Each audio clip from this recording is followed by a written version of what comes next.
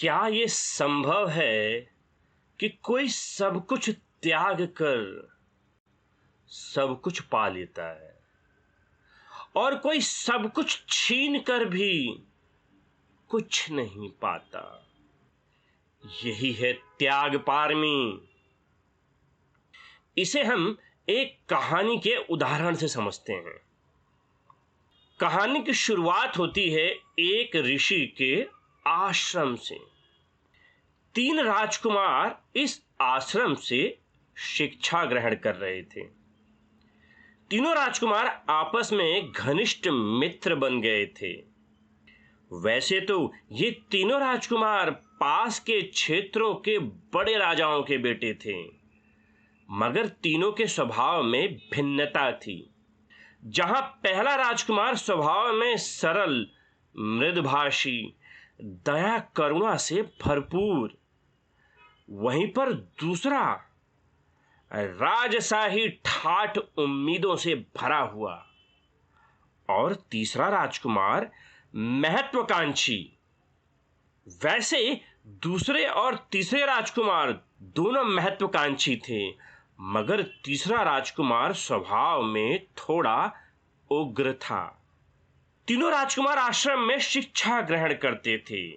वे एक दूसरे के साथ ही बढ़ते। वे तीनों एक साथ रहते और घनिष्ठ मित्र बन गए थे।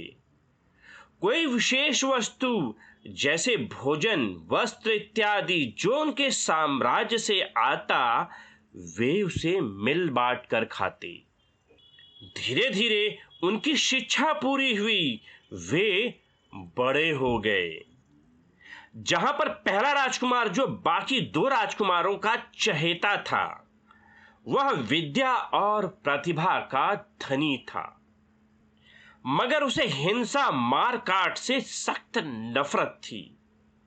लेकिन बाकी के 2 राजकुमार, जो जीवन को बड़ी महत्वाकांक्षाओं से देखते थे, उन दोनों में कई बार प्रतिस्पर्धा होती थी और वे लड़ झगड़ पड़ते थे।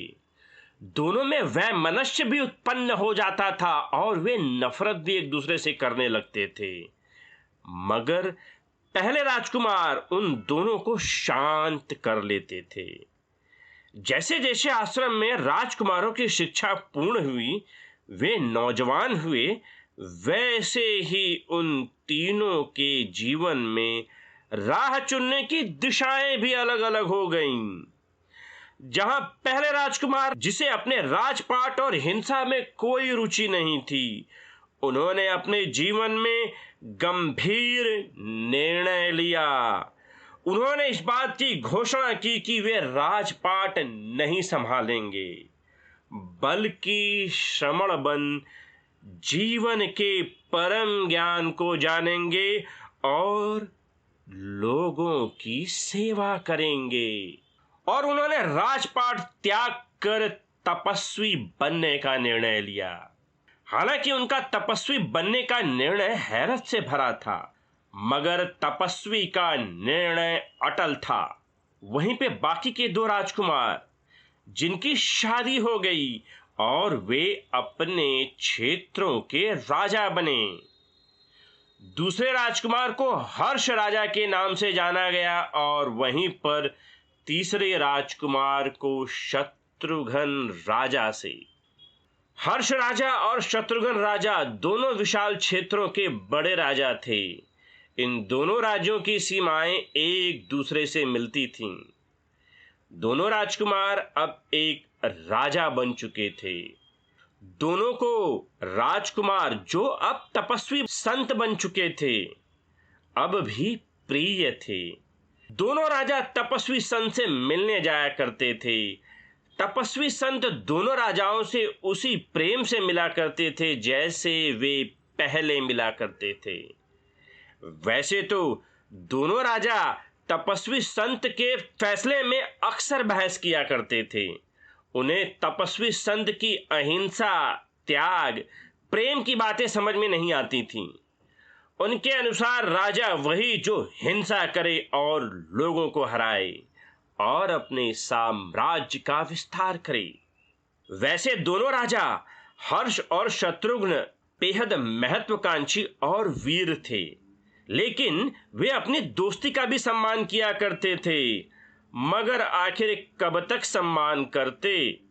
दोनों की महत्वाकांक्षाएं टकराईं। तो यहां पर जगह तो एक थी उसे जीतने का सपना देखने वाले दो राजा, और राजा हर्ष अपनी महत्वाकांक्षाओं से वशीभूत हो एक विशाल सेना के साथ राजा शत्रुघ्न के राज्य पर हमला कर दिया। राजा शत्रुघ्न तैयार न थे। हमला इतना भीषण था कि राजा हर्ष ने पूरे राज्य को तबाह कर दिया। राजा शत्रुघ्न हताश निराश शत्रु के हाथ में न पड़ जाए, इसलिए वे परिवार सहित उन्होंने अपने राज्य को छोड़ दिया। और इसके बाद तो राजा हर्ष के लिए यह विजय आसान हो गई। उन्होंने राजा शत्रुघ्न के पूरे राज्य को जीत लिया। राजा हर्ष के जीवन से जुड़े महत्वाकांक्षाएं पूरी हुई, उनका सपना पूरा हुआ, उनके साम्राज्य का विस्तार हो गया। बहुत प्रफुल्लित और अत्यंत आनंद से विभोर हो वह अपने बचपन के मित्र तपस्वी संत से मिलने के लिए दौड़ पड़े। उनका विश्वास था कि वह तपस्वी संत अपने मित्र के विजय का समाचार सुन खूब प्रसन्न होगा। बड़े गर्व के साथ उसने अपने तपस्वी संत से मिलने की योजना बनाई, और उनसे मिलने के बाद राजा हर्ष बोले, मेरी इच्छाएं और सपने पूरे हो गए। मैंने राजा शत्रुघ्न को हरा दिया और मैंने मेरे राज्य का विस्तार कर दिया। आज तुम्हारे मित्र की विजय गाथा की चर्चा पूरी दुनिया में हो रही है, और यह सुंदर समाचार सुनाने मैं स्वतः तुम्हारे पास आया हूं। मगर तपस्वी संत के चेहरे पर कोई भाव न था। वे केवल राजा हर्ष की बात सुनते रहे। उन्हें देखकर ऐसा लग रहा था कि ना ही वे प्रसन्न थे और ना ही दुखी। तपस्वी संत के इस प्रकार के आचरण को देख राजा हर्ष ने कहा कि लगता है मेरे विजय से आपको प्रसन्नता नहीं हुई। फिर तपस्वी संत ने कहा कि जीवन में कुछ पाना या खोना, मैं इन दोनों से काफी आगे निकल आया हूं। राजा शत्रुघ्न को भी बहुत बहुत अभिमान था अपने राज्य पर।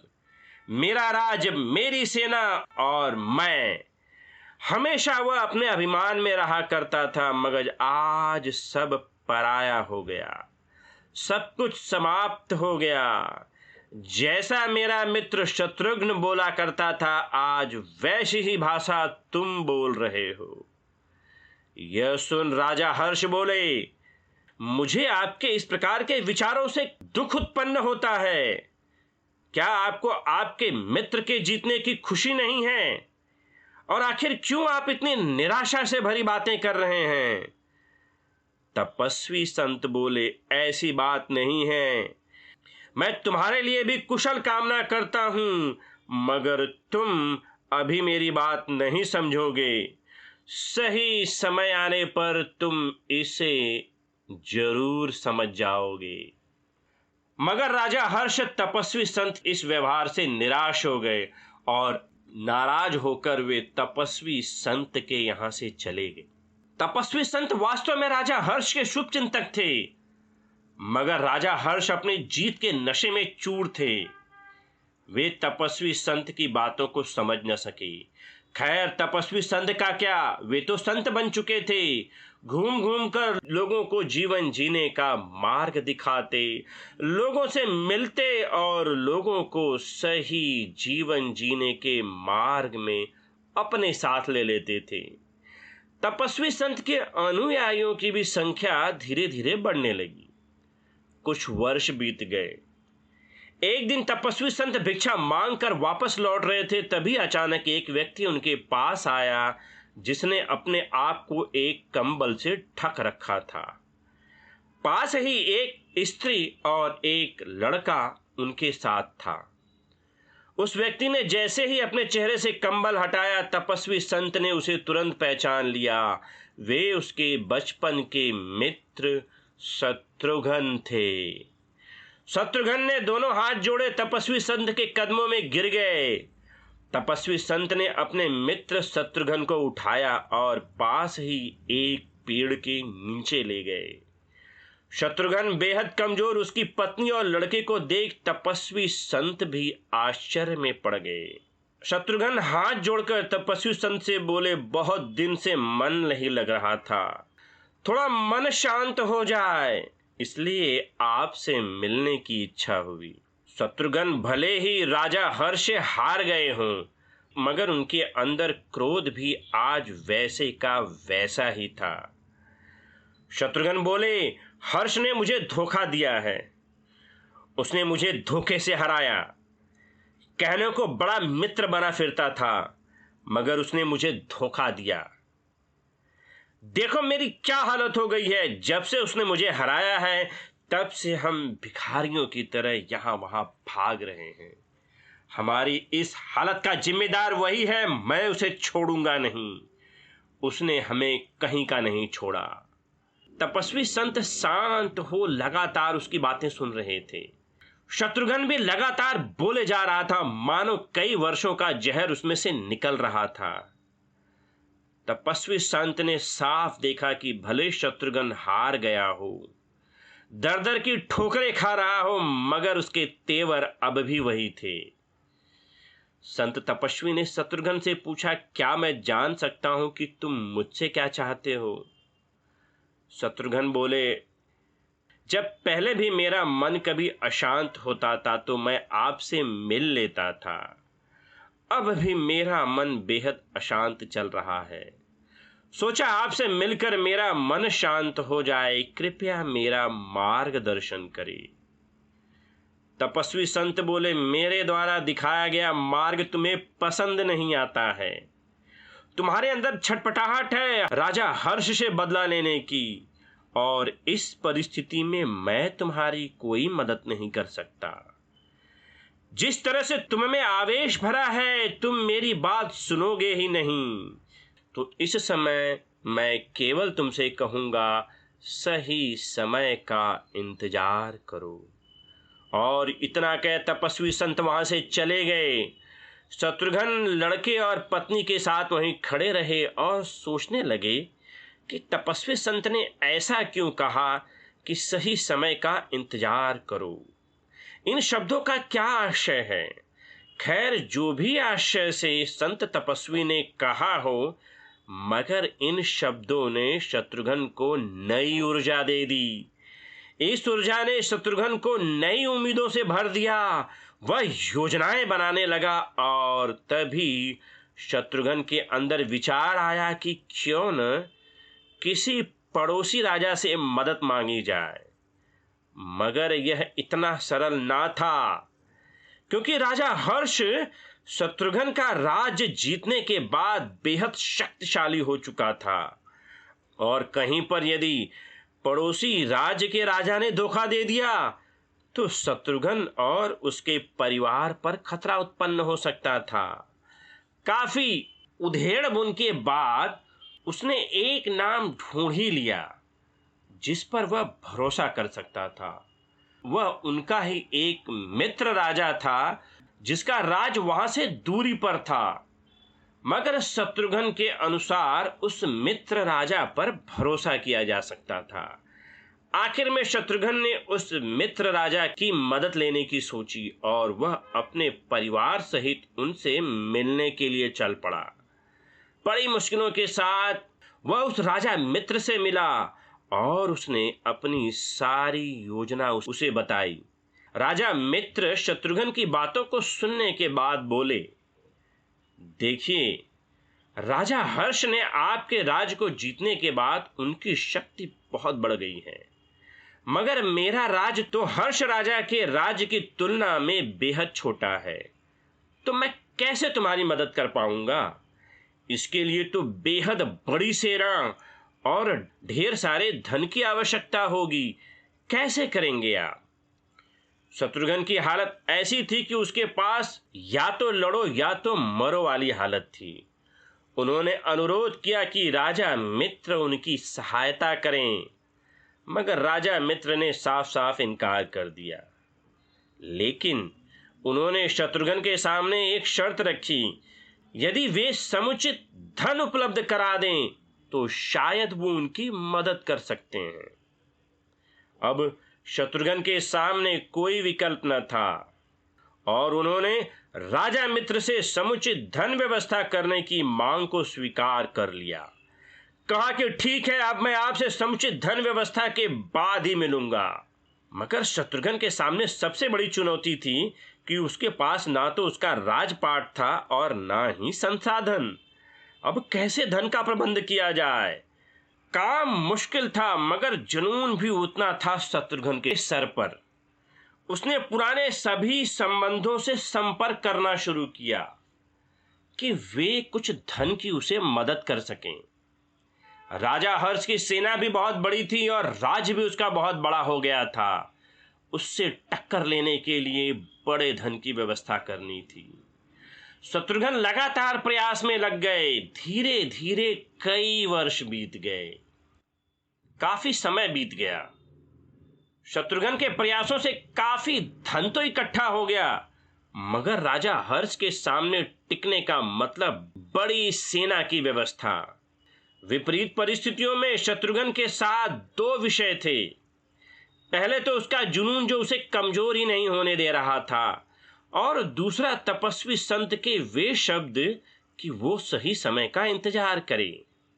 वह लगातार इस प्रयास में लगा रहा और सफलता उसके हाथ लगी। समुचित धन की व्यवस्था होने लगी और वे उसके पश्चात अपने राजा मित्र के पास गए। शत्रुघ्न द्वारा किए गए लगातार प्रयासों से वे काफी प्रभावित हुए। उन्होंने शत्रुघ्न के लिए बड़ी सेना बनाने की इजाजत दे दी।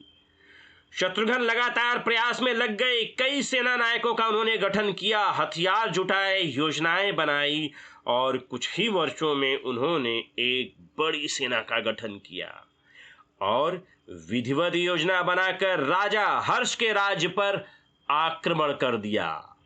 राजा हर्ष को शत्रुघ्न की सैन्य संगठन की जानकारी न हो पाई और इस जानकारी के अभाव का पूरा फायदा शत्रुघ्न को मिला। शत्रुघ्न की सेना लगातार राजा हर्ष की सेना को अचरज में डाल उन्हें हराती जा रही थी और अंततः शत्रुघ्न ने सफलता पाई और राजा हर्ष के साम्राज्य को मिट्टी में मिला दिया। अब शत्रुघ्न फिर से राजा बन चुके थे और राजा शत्रुघ्न की इस विजय में राजा हर्ष जो हार चुके थे, उनके परिवार समेत वे राजा शत्रुघ्न के हाथों में लग गए। राजा हर्ष की पत्नी थी और उसकी एक ही लड़की जो अब 9 युवती हो चुकी थी। राजा शत्रुघ्न ने हर्ष और उसकी पुत्री सहित उसकी पत्नी को बंदी बना लिया। राजा शत्रुघ्न अपना राज्य तो जीत चुके थे, साथ ही साथ उन्होंने हर्ष के राज्य को भी जीत लिया था। उन्हें बार बार तपस्वी संत की बात याद आ रही थी। राजा शत्रुघ्न अपनी इस विजय का प्रदर्शन करने के लिए तपस्वी संत के पास जाने का निर्णय लिया और साथ ही साथ हर्ष और उसके परिवार को भी तपस्वी संत के सामने उपस्थित करेगा और बताएगा कि किस प्रकार से उन्होंने हर्ष के घमंड को मिट्टी में मिला दिया। और राजा शत्रुघ्न तपस्वी संत से मिलने पहुंचे। जैसे ही शत्रुघ्न तपस्वी संत के सामने पहुंचे, राजा शत्रुघ्न ने तपस्वी संत को गले लगाया और कहा, मेरी तपस्या पूरी हुई, मैंने हर्ष को बर्बाद कर दिया। तभी हर्ष को बेड़ियों में जकड़कर तपस्वी संत के सामने लाया गया और उसकी पत्नी और पुत्री को भी। राजा शत्रुघ्न बोला, यही है मेरा सबसे बड़ा दुश्मन जिसने मुझ पर धोखे से हमला किया। मुझे इसने धोखा दिया, मैं इससे इसका बदला लूंगा। राजा शत्रुघ्न की आंखों में पूरी तरह से क्रोध समाया हुआ था, मानो विध्वंसक आंधी की तरह वह उबल रहा था। वह कुछ भी सुनने को तैयार नहीं था। राजा शत्रुघ्न हर्ष के पास गया और हर्ष के बालों को पकड़कर उससे बोला, शत्रुघ्न का बदला बहुत खतरनाक होता है हर्ष। तुमने मुझे बहुत दुख दिया है, अब मैं हर एक का बदला लूंगा। तभी तपस्वी संत उठे और उन्होंने राजा शत्रुघ्न को रोकने का प्रयास किया, मगर राजा शत्रुघ्न क्रोध में थे और चिल्लाए और बोले, आप अपने मित्र हर्ष के लिए मुझसे अनुरोध मत कीजिएगा। यह मेरा दुश्मन है, इसने मुझे बहुत दुख दिया है, मैं इसे मार डालूंगा और इसकी पुत्री को मैं रखैल बनाऊंगा। राजा शत्रुघ्न के सर पे मानो हैवानियत सवार थी। यह सब सुन हर्ष बेहद पीड़ा से भर गए और बोले, देखो शत्रुघ्न, अगर तुम मेरी हत्या करना चाहते हो तो मुझे मार दो, मगर तुम मेरे परिवार को छोड़ दो। शत्रुघ्न, हम कभी मित्र थे, उसका हवाला है। शत्रुघ्न फिर चीखे, बोले, क्या तुमने मेरी मित्रता का सम्मान किया है जो मुझसे उम्मीद कर रहे हो? मैंने तुम्हें हरा दिया है और तुम और तुम्हारा परिवार मेरी संपत्ति है। मैं जो चाहे वो करूंगा। जब तुमने मुझ पर रहम नहीं किया तो मैं तुम पर रहम क्यों करूं? हर्ष असहाय से पड़े रहे और बहुत ही आशा भरी निगाहों के साथ तपस्वी संत को देखते रहे, मानो वे कह रहे हैं उसकी पुत्री को वे बचा लें। हर्ष की आंखों में हताशा साफ नजर आ रही थी और उसे वह भी समय याद आने लगा जब उसने तपस्वी संत का अपमान किया था। तपस्वी संत पिछली बार समझाना चाह रहे थे, वे शब्द याद आने लगे कि तुम सही समय पर मेरी बात समझोगे। तपस्वी संत की सारी बात उन्हें समझ आ चुकी थी। जहां पर तपस्वी संत सब कुछ त्याग कर भी बने हुए थे, वहीं पर हर्ष सब कुछ जीत कर असहाय बना हुआ था। जीवन के उसके लाले पड़ गए। राजा शत्रुघ्न बदले के भाव में इतना उबल रहे थे कि वे कुछ सुनना ही नहीं चाह रहे थे। वे तपस्वी संत को दिखाना चाह रहे थे कि राजा शत्रुघ्न ने हर्ष से अपना बदला ले लिया। यह सब चल ही रहा था कि राजा शत्रुघ्न बंदी हर्ष की तरफ लपके और अपनी तलवार म्यान से निकाली और हर्ष के गर्दन पर रेत दिया। तपस्वी संत कुछ समझ ही पाते कि हर्ष का गला कट चुका था, रक्त की धार बह निकली और हर्ष की मृत्यु हो गई। यह सब देख हर्ष की पुत्री और उसकी पत्नी हर्ष के लाश की तरफ दौड़ी। तभी हर्ष की पुत्री को पकड़कर राजा शत्रुघ्न अपनी तरफ खींचे और बोला, कहां भाग रही है? अभी तो मेरा बदला पूरा नहीं हुआ है, यह तुझसे ही पूरा होगा। तभी तपस्वी संत ने राजा शत्रुघ्न का हाथ पकड़ा और बोला, तुम्हें आगे बढ़ने से पहले मेरी हत्या करनी होगी। तपस्वी संत समझ रहे थे कि राजा शत्रुघ्न को शांत करने का कोई उपाय न था और उनके इस प्रयास का असर हुआ। राजा शत्रुघ्न ने हर्ष की पुत्री का हाथ छोड़ दिया। फिर तपस्वी संत ने कहा, तुम्हारा झगड़ा हर्ष के साथ था, तुम्हें धोखा दिया हर्ष ने, तुम्हें खतरा भी हर्ष के साथ था और तुमने उसे मार डाला। जिससे तुम्हारा झगड़ा था तुमने उसे मार डाला, जिसने तुम्हें धोखा दिया तुमने उसे मार डाला, जिससे तुम्हें खतरा था उसको तुमने मार डाला। अब इसमें उसकी पुत्री का कोई दोष नहीं है और ना ही तुम्हें उसने धोखा दिया और ना ही तुम्हें इनसे खतरा है, तो इनसे बदला क्यों ले रहे हो? और फिर भी यदि तुम्हें इनसे बदला लेना है तो सबसे पहले तुम्हें मेरी हत्या करनी पड़ेगी और इसके बाद ही तुम अपना बदला इनसे ले सकते हो। तपस्वी संत की बातों को सुनकर राजा शत्रुघ्न पीछे हटा और कुढ़ता हुआ वहां से चला गया।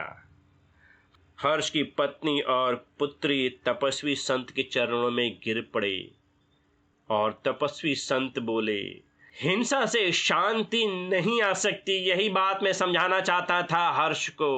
वह समझ न सका और जब वह समझा तब सब कुछ निकल चुका था। उधर राजा शत्रुघ्न अपने विजय से अपने अहंकार के चरम पर पहुंच गया था। इतने वर्षों के दुख को इस जीत ने सब कुछ भुलाकर रख दिया। वह उसकी पुरानी अकड़, पुराना उग्र स्वभाव फिर से उसके अंदर आ चुका था। चंड हो गया था उसका स्वभाव। उसके अंदर इतने वर्षों की घृणा भरी थी कि वह अब भी निकलकर उसके व्यवहार को उग्र बनाए हुए था। उसकी पुरानी महत्वाकांक्षाएं फिर से उबल पड़ी और उसने अपने साम्राज्य के विस्तार करने का निर्णय लिया। उसने आसपास के छोटे राजाओं के ऊपर चढ़ाई कर दी और अपने इस जुनून में उसने अपने मित्र राजा से भी बगावत कर दी और उस पर चढ़ाई कर उसे भी जीत लिया। लड़ने का उस पर इतना जुनून सवार हो गया कि उसके आसपास के राज्यों को उनसे खतरा उत्पन्न हो गया। राजा शत्रुघ्न अपने पड़ोसी राज्यों से किसी भी प्रकार की संधि के पक्ष में नहीं था। बस दो विकल्प, या तो समर्पण करो या तो मरने के लिए तैयार रहो। राजा शत्रुघ्न के इस प्रकार के उग्र स्वभाव का बड़ा ही नकारात्मक असर पड़ा और उसके पड़ोसी राज्यों ने मिलकर राजा शत्रुघ्न के खिलाफ एक बहुत बड़ा और मजबूत संगठन बना लिया और चारों तरफ से राजा शत्रुघ्न के ऊपर आक्रमण कर दिया। फिर समय पलटा। मजबूत संगठित राजाओं का आक्रमण इतना विध्वंसक था कि राजा शत्रुघ्न इसे सह न सके और हारने के डर से फिर से एक बार उन्होंने परिवार सहित वन में शरण ली। वे राज्य छोड़कर वन में भाग गए। राजाओं का संगठन बेहद मजबूत निकला और उन्होंने राजा शत्रुघ्न के राज्य को जीत लिया। समय फिर से पलट चुका था। शत्रुघ्न फिर से हारने वाली अवस्था में पहुंच गए थे। इस बार उन्होंने सभी पड़ोसी राज्यों से दुश्मनी मोल ली। नतीजन इस बार उनकी जान को ज्यादा खतरा था। शत्रुघ्न इस समय के बदलते करवट को फिर से समझ नहीं पा रहे थे, मगर इस बार की हार पिछली बार की हार से अलग थी। फिर से उनका मन व्यथित हो गया और बेचैन मन ने फिर से तपस्वी संत से मिलने की इच्छा जताई। शत्रुघ्न वहां से चल पड़े और तपस्वी संत जहां ठहरे हुए थे वे वहां पहुंचे। तभी उसे तपस्वी संत सामने से आते हुए दिखाई दिए। जैसे ही वे उनकी तरफ बढ़े उन्होंने देखा उनके पीछे पीछे उनके अनुयायी भी चले आ रहे थे। कोई पहचान न सके, इसलिए शत्रुघ्न वहीं पर झाड़ियों में छिप गए। शांत निर्मल मुखमंडल तपस्वी संत का। धीरे धीरे वे शत्रुघ्न के सामने गुजरे। शत्रुघ्न वहीं छुपे रहे। तपस्वी संत के पीछे एक कतार सी बन गई थी। उनके अनुयायी श्रमण वस्त्र में पीछे पीछे चले जा रहे थे। 1 श्रमण, 2 श्रमण, 4 श्रमण, 10 श्रमण, 100 श्रमण, लगातार श्रमणों की श्रृंखला चलती जा रही थी। लोग बढ़ रहे थे मगर कतार खत्म होने का नाम नहीं ले रही थी। काफी समय बीत गया मगर कतार है कि जो लगातार चलती जा रही थी, जिसे शत्रुघ्न लगातार देखते रहे और सोचा कि ये है तपस्वी संत का साम्राज्य। वे तपस्वी संत के साम्राज्य को देखकर हतप्रभ हो गए। बोले, एक साम्राज्य जो मैंने और हर्ष ने बनाया था वह नष्ट हो गया, मगर ये तपस्वी संत का साम्राज्य जो लगातार चलता जा रहा है। शत्रुघ्न काफी समय तक बैठे रहे। उनके अशांत मन ने उन्हें काफी बेचैन कर दिया। अगर वे वापस लौटते तो उनका अशांत मन उन्हें रहने ही नहीं देता। सही समय पाकर तपस्वी संत के सामने हाथ जोड़कर वे उपस्थित हुए। तपस्वी संत ने उन्हें देखा और वे शत्रुघ्न के करीब गए और बोले, बोलो, इस बार मैं क्या तुम्हारी मदद कर सकता हूं? शत्रुघ्न बोले, हे तपस्वी संत, मैं तो आपके मदद के भी लायक न रहा। तब तपस्वी संत बोले, मैं प्रारंभ से कहा करता था कि तुम यदि हिंसा दोगे तो बदले में तुम्हें हिंसा ही मिलेगी। यही बात मैं हर्ष को समझाता, मगर तुम में इतना आवेश उग्र था कि तुम मेरी बातों को समझ ही ना पाए। बड़े साम्राज्य की लालसा, जो जमीन के एक टुकड़े को जीतना चाहता है, उसकी भूख कभी शांत नहीं होती। पूरी धरती भी जीत ले मगर उसकी महत्वाकांक्षा शांत नहीं होती। तुम्हारे अंदर तो साम्राज्य का हिंसक जुनून था, तो परिणाम तो यही होना था। शत्रुघ्न की आंखें खुल चुकी थीं। आपने सही कहा था, सही समय आने पर मैं समझूंगा। कहा हमने एक जमीन के टुकड़े के लिए हिंसा फैलाई, और वह भी एक नष्ट होते हुए साम्राज्य के लिए। वास्तविक साम्राज्य तो आपने पाया है, और वह है धर्म का साम्राज्य, लोगों के दुखों के दूर करने का साम्राज्य। हमने जिस साम्राज्य को जीता था वह हमारे सामने ही नष्ट हो गया, मगर आपके धर्म का साम्राज्य आने वाले समय में लोगों को प्रेम, अहिंसा, दया, करुणा करना सिखाएगा। तो इस प्रकार देखा जाता है कि त्याग करके भी सब कुछ पाया जाता है, मगर सब कुछ जीतने के बाद भी दुख पीछा नहीं छोड़ते। और ऐसा ही एक दूसरे घटनाक्रम का हमें विवरण संयुक्त निकाय के कोशल संयुक्त के द्वितीय वर्ग में मिलता है। इस सूत्र के अनुसार कौशल नरेश पसेनदी और मगध नरेश अजात शत्रु के दो आपसी युद्धों का भी उल्लेख हुआ है। इनमें से एक में कौशल नरेश हारा, दूसरे में मगध नरेश। इन प्रसंगों की जानकारी मिलने पर बुद्ध ने अपने उद्गार व्यक्त किए। जीत होने पर वह मनुष्य बढ़ता है, हारा हुआ दुखी होता है। शांत हुआ व्यक्ति हार जीत को हटाकर सुख से रहता है। मारने वाले को मारने वाला मिलता है, जीतने वाले को जीतने वाला। ऐसे ही अपने किए गए कर्म के फेर में पड़कर लूटने वाला लूट लिया जाता है। तो यहां पर अजात शत्रु सब कुछ छीन कर भी सुखी न हो सका, और तथागत बुद्ध ने सब कुछ त्याग कर एक ऐसे धर्म का साम्राज्य खड़ा किया जिसका आज भी लोग लाभ लेकर दुख मुक्त हो रहे हैं। धन्यवाद।